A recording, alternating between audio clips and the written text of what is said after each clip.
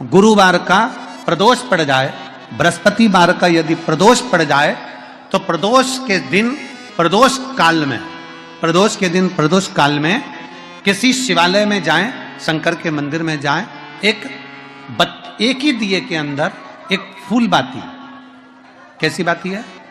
फूल बाती, और उसी दिए के अंदर एक लंबी बाती, दो बाती।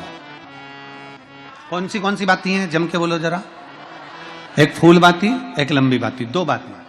एक ही दिए के अंदर फूल बाती, लंबी बाती दोनों रख लें। थोड़ा सा घृत की बातियां, तेल की बाती नहीं, घी की बाती रखें, और दोनों बातियां उसमें रखकर 3 बेलपत्र भगवान शंकर के मंदिर में लेकर जाएं।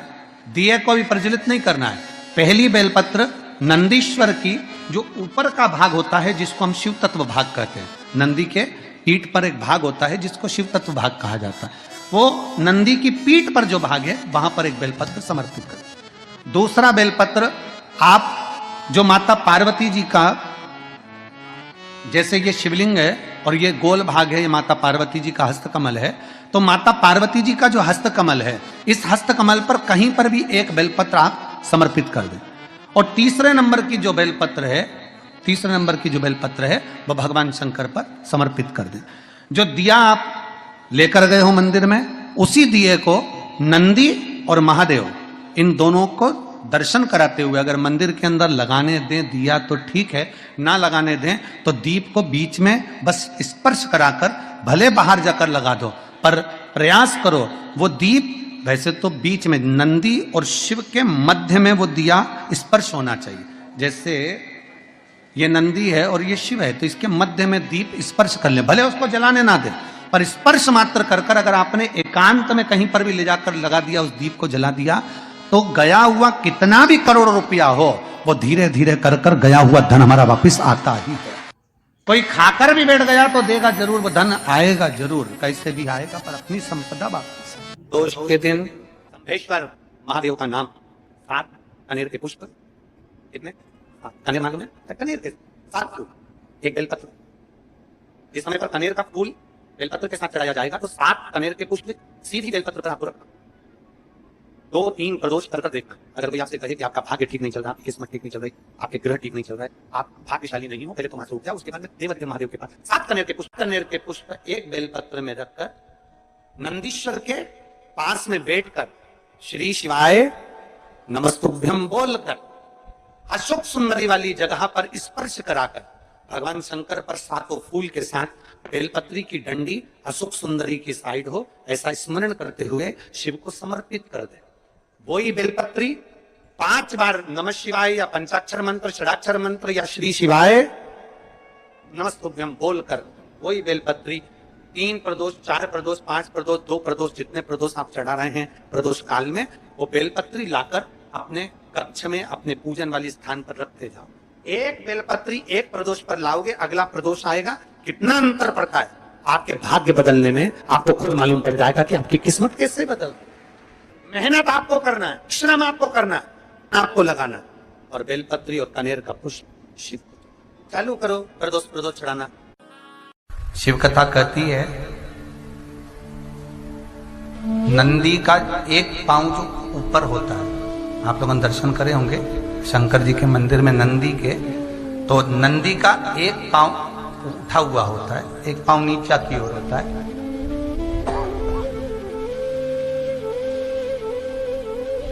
शिव पुराण की कथा कहती है, मान लो कोई हड्डी से जुड़ा हुआ रोग,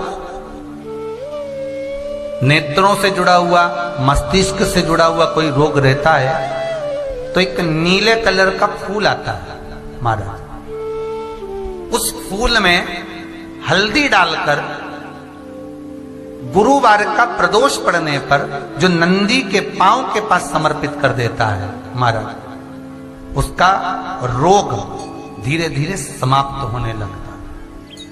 लिंग पुराण कहती है कि नंदीश्वर भगवान के सामने जो पुष्प समर्पित करा जाता है उसको, ये तो लिखा था स्कंद पुराण और शिव पुराण, लिंग पुराण कहती है जो फूल आपने समर्पित करा उसको लाकर पानी की बाल्टी में डालकर आप स्नान भी कर सकते हो, उससे भी हड्डी के जितने रोग होते हैं उसमें आराम लगने लगा। जैसे कहीं शरीर नहीं चल रहा, हाथ झुन्न पड़ रहा है, हाथ काम नहीं कर रहा, हाथ में झुनझुनी आ रही है, कंपन आ रहा है, उसमें भी ये प्रयोग का पर होना चाहिए बृहस्पतिवार की प्रदोष। कौन से बार की? बृहस्पतिवार, गुरुवार की प्रदोष। शिव जी को अगर अनार का पुष्प समर्पित करा जाता है तो संपदा की कमी नहीं होती, कभी वैभव की कमी नहीं होती। केवल 2 महीना ऐसा होता है, एक होता है वैशाख का महीना, एक होता है ज्येष्ठ का महीना।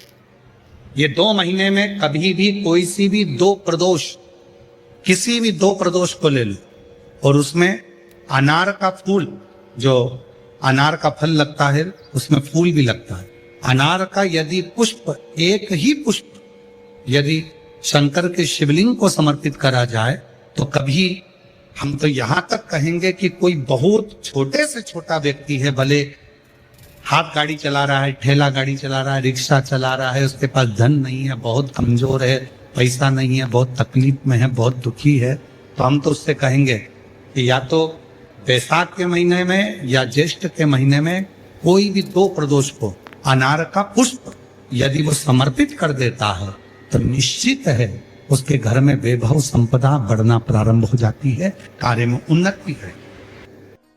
किसी व्यक्ति ने अपनी जिंदगी में एक नियम बना लिया कि मुझे प्रदोष के दिन बाबा देवाधिदेव महादेव को एक कमल का पुष्प चढ़ाना। और कई मौसम ऐसा होता है कि उसमें कमल का पुष्प नहीं मिलता तो कमल गट्टा बाजार में मिलता, देखा है आप लोगों ने, काला कलर का होता है कमल गट्टा। एक कमल का गट्टा भी यदि देवाधिदेव महादेव को, यदि कोई कितना भी दरिद्र है, कितना भी गरीब है, उसका कोई व्यापार नहीं, कोई व्यवसाय नहीं, कोई नौकरी नहीं, कोई चाकरी नहीं, कितना भी परिस्थिति से मारा हुआ व्यक्ति है, अगर उसने प्रदोष नियम बना लिया, प्रत्येक 12 महीने का मैं नियम लेता हूं और पूरे 24 प्रदोष मैं बाबा को कमल का, जिस समय पर कमल का पुष्प मिल जाए उस समय पर कमल का पुष्प चढ़ाओ, ना मिले तो कमल गट्टा चढ़ाओ। पर जिसने प्रदोष का नियम बना लिया, एक साल पूरा नहीं होगा और मेरा बाबा उसका हाथ पकड़कर उसको मंजिल तक पहुंचाना था। कितना भी दरिद्र, कितना भी दरिद्र। ये लोमश ऋषि की कथा कहती है, ये लोमश बाबा का चरित्र कथा, कितनी भी गरीब परिस्थिति क्यों ना हो, कितना भी दरिद्रपन क्यों ना हो, कुछ नहीं घर में, प्रदोष काल का दीप, प्रदोष काल की आराधना, प्रदोष काल की साधना और प्रदोष काल में परमात्मा का लिया गया नाम हमारे करोड़ों करोड़ों करोड़ों करोड़ों पुण्य को प्रबल कर देता है और हमारे पाप को छिन्न कर देता है। हमारे पाप, महीने में 2 प्रदोष होती है, एक माह में 2 प्रदोष। प्रदोष का मतलब क्या है? सूर्य डूब रहा हो, चंद्र उदय प्रकट हो रहा, सूर्य का डूबने का समय, चंद्र के प्रकट होने का समय, जो सूर्य के डूबन का जो समय होता है, डूबने के कुछ पल से प्रदोष का कार्यकाल प्रारंभ, प्रदोष प्रारंभ। प्रदोष का मतलब क्या है? हमारी जिंदगी के जितने जितने दोष हैं, हमारे जीवन के जितने जितने दुख हैं, हमारी जिंदगी के जितनी जितनी तकलीफें हैं, हमारे जीवन के जितने जितने कष्ट हैं, संध्या काल में प्रदोष के दिन सूर्य अस्त के टाइम पर यदि 1 लोटा जल देवाधिदेव महादेव को चढ़ जाता है तो हमारी जिंदगी के जितने दोष हैं 2 मिनट के अंदर शांत हो। प्रदोष के समय पर अगर मान लो कोई भिखारी से भिखारी व्यक्ति भी है जो ठेला चला रहा है, उसके पास में खाने के लिए कुछ नहीं है, फटे कपड़े पहन रहा है, उसकी जिंदगी में कुछ भी नहीं बचा और कर्जे में लदालूम हो गया, एक चावल का दाना अगर वो प्रदोष के दिन, प्रदोष काल में शाम के समय पर शंकर के शिवलिंग पर चढ़ा देता है तो 3 या 4 प्रदोष में उसका कर्जा चूकना प्रारंभ हो जाता है। प्रदोष का विधान। कभी आपको ऐसा लगे कि मेरे घर में बहुत ज्यादा मात्रा में क्लेश रहता है, बहुत झगड़ा, परिवार में विवाद, तो प्रयास करा करो जब आप देवाधिदेव महादेव को जल चढ़ाने के लिए जाएं और प्रदोष का यदि दिन हो, या महीने की शिवरात्रि हो या प्रदोष का दिन हो, तो उंगली में ही भले एक उंगली में ही जरा सा शहद लगा कर ले जाओ और अशोक सुंदरी वाली जगह पर और शिवलिंग पर उस शहद को लगाकर जल चढ़ाने का प्रयास करो।